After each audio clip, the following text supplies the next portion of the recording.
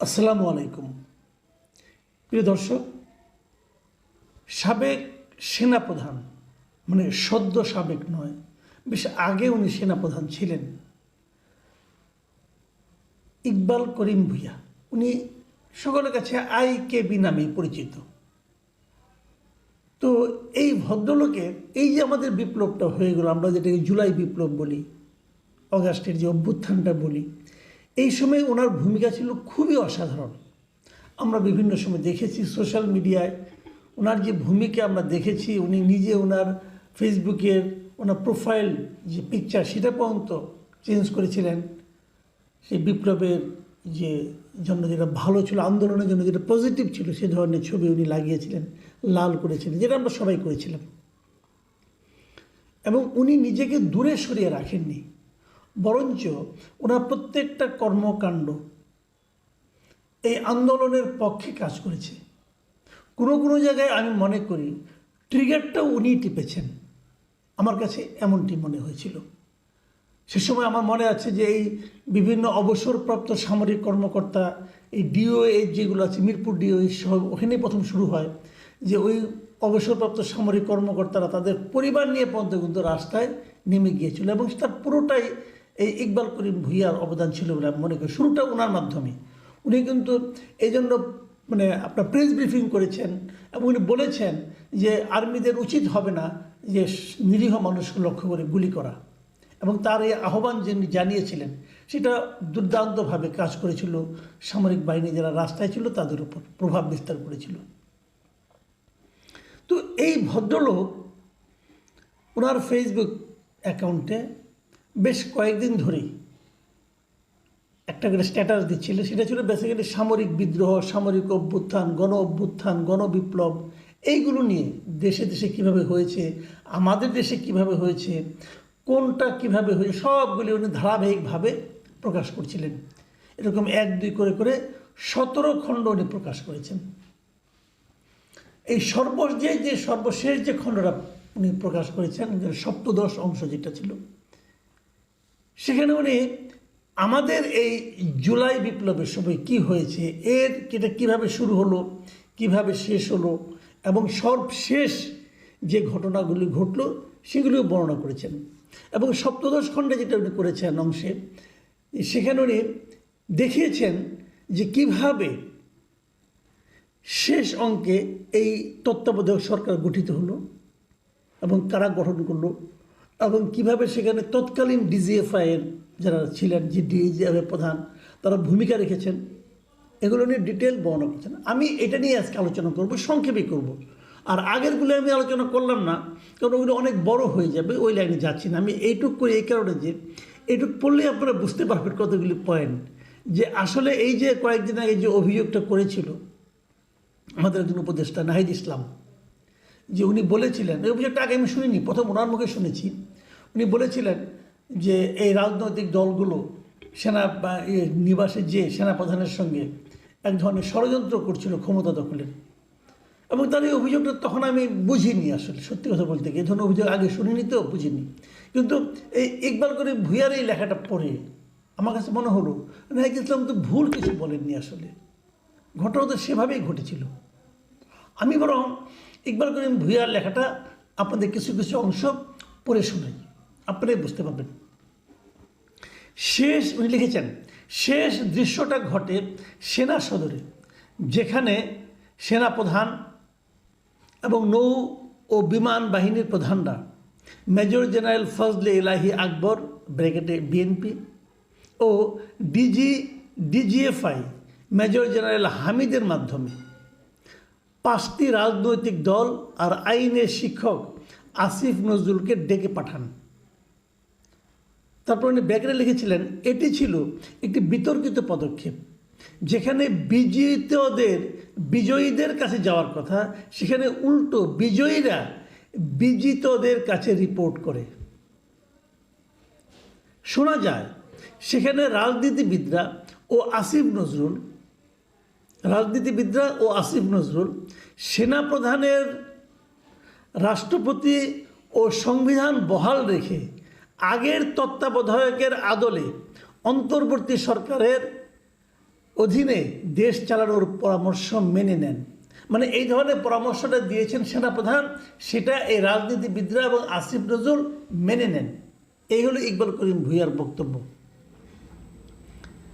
এই যে ঘটনাটা ঘটেছে এটাকে উনি কীভাবে বর্ণনা করেছেন, উনি বলেছেন যে বিপ্লব জোরালোভাবে শুরু হয়েছিল তা শেষ পর্যন্ত একটি অকাল সিজার, ইনভার্টেড কমার মধ্যে রেখেছেন, একটি অকাল সিজারের মতো জটিল কৌশলের মাধ্যমে অনেকটাই মিইয়ে যায়।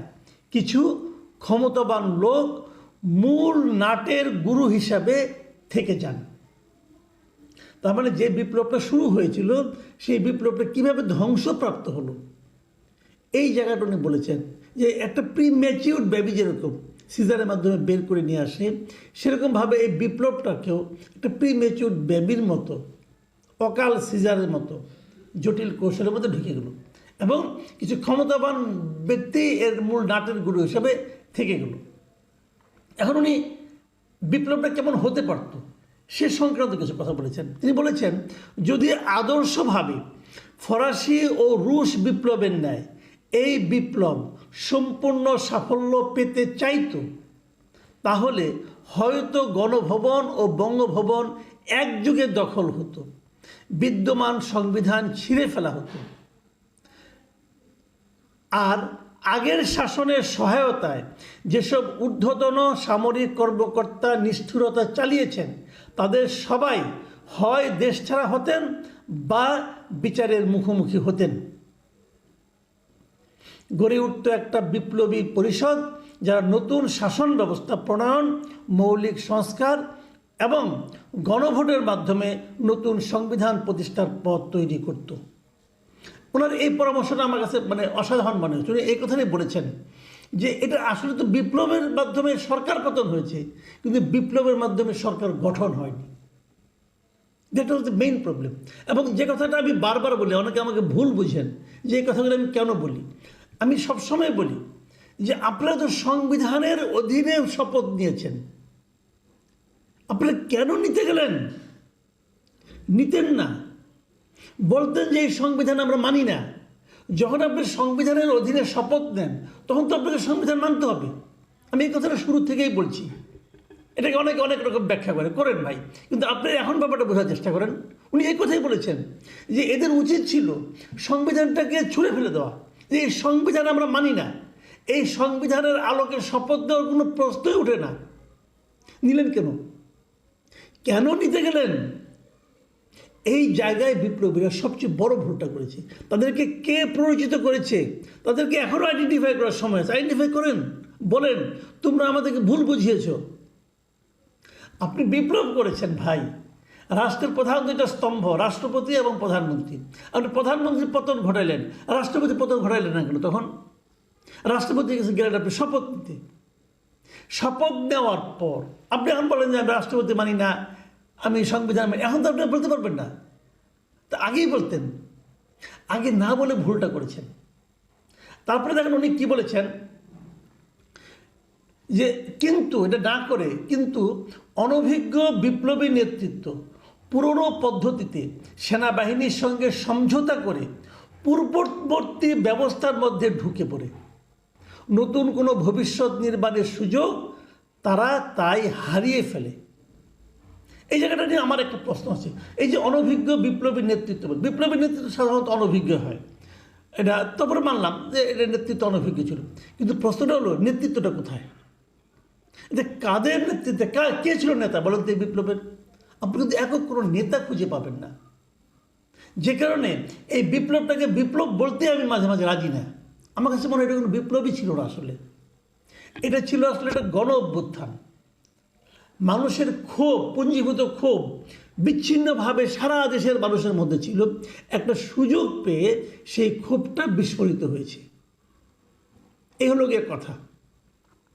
তাহলে এই জন্য আপনি কাকে দায়ী করবেন? আপনি কোন নেতৃত্বের কথা দাবি করবেন? তার দায়টাই আপনি কাকে দেবেন? উনি যেভাবে শেষ করেছেন সেটা পড়ি। উনি বলেছেন এরকম এই পরিস্থিতিতে ক্ষমতার শূন্যতা সৃষ্টি হয়, যার ফাঁক দিয়ে অন্য বৃহৎ রাজনৈতিক দলটি আওয়ামী লীগের ফেলে যাওয়া শূন্য জুতোয় পা গলিয়ে দ্রুত আরেকটি স্বৈরতন্ত্র প্রতিষ্ঠার পথে দ্রুত ধাবমান হয়। মানে উনি এরা বিএনপিকে ইঙ্গিত করছেন যে অন্য বৃহৎ রাজনৈতিক দলটি, মানে আওয়ামী ফরম্যাটেই আবার বিএনপি ক্ষমতা দখলের জন্য অগ্রসর হচ্ছে। কিন্তু এখানে যে জিনিসটা নাকি আমার কাছে গুরুত্বপূর্ণ মনে হয়েছে, সেই জিনিসটা আমি একটু বলতে চাই। দেখেন, এই আন্দোলনটা কিন্তু আন্দোলন থাকতো যদি ছাত্রদেরকে আপনারা বাইরে রাখতে পারতেন।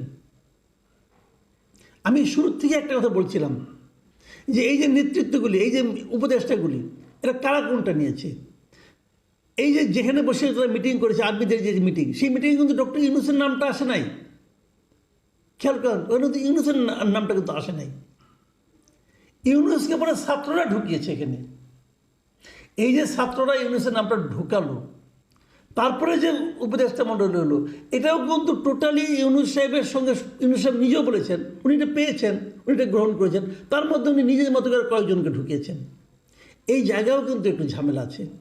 আরেকটা যেটা বড় ঝামেলা, যেটা আমি শুরু থেকে বলে আসছি, টোটাল ছাত্রদের একটা ঐক্য ছিল সারা দেশে।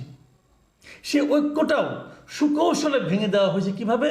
দুজন ছাত্রকে প্রথমেই উপদেষ্টা মণ্ডলীতে নিয়ে যাওয়ার মাধ্যমে।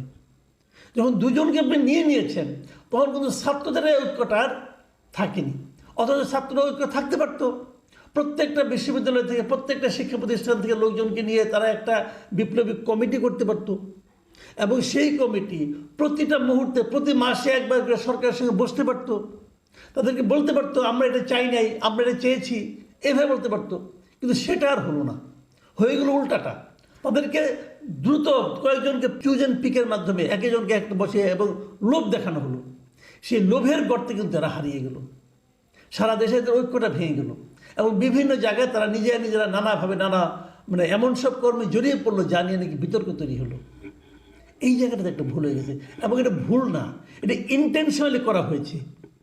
যারা ডক্টর ইউনূসকে বাদ দিয়ে করতে চেয়েছিল উপদেষ্টা মণ্ডলী, তারা যখন বাদ দিতে না পারলো, তখন তারা ছাত্রদের ঐক্যটাকে নষ্ট করার জন্য দুজন ছাত্রকে এখানে ঢুকিয়ে দিল।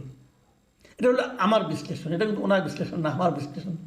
তারপর আমি বলবো, এই পুরো আন্দোলন নিয়ে যারা ভাবছিলেন, তারা এখন নতুন করে এই ইকবাল করিম ভূঁইয়া সাহেবের এই যে স্ট্যাটাস এবং ওনার যে লেখা ডিটেল আপনারা পড়ে দেখতে পারেন। আপনারা পড়লে বুঝতে পারবেন উনি বিপ্লবটাকে কীভাবে ডিফাইন করেছেন, এই আন্দোলনটাকে উনি কীভাবে দেখেছেন।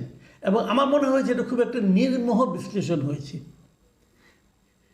কিছু কিছু ক্ষেত্রে আপনার সঙ্গে মিলবে না, আমারও মিলেনি, তাতে কিছু যায় আসে না। সব কথাই আপনার মানতে হবে অথবা আমার মানতে হবে তা তো নয়, প্রত্যেকটা মানুষই আলাদা।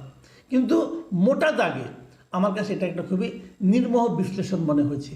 এবং আমার মনে হয় এই আমাদের আন্দোলন নিয়ে অথবা গণ অভ্যুত্থান যাই বলেন, যে নামে অভিহিত করেন না কেন, এটা নিয়ে আরও এই ধরনের যারা সঙ্গে জড়িত ছিলেন সবারই নানা ধরনের বিশ্লেষণ এবং মূল্যায়ন সামনে আসা দরকার। তাহলে হয়তো আমরা একটা প্রকৃত চিত্র পেতে পারব। প্রিয় দর্শক, এখন এই পর্যন্তই। আল্লাহ হাফিজ।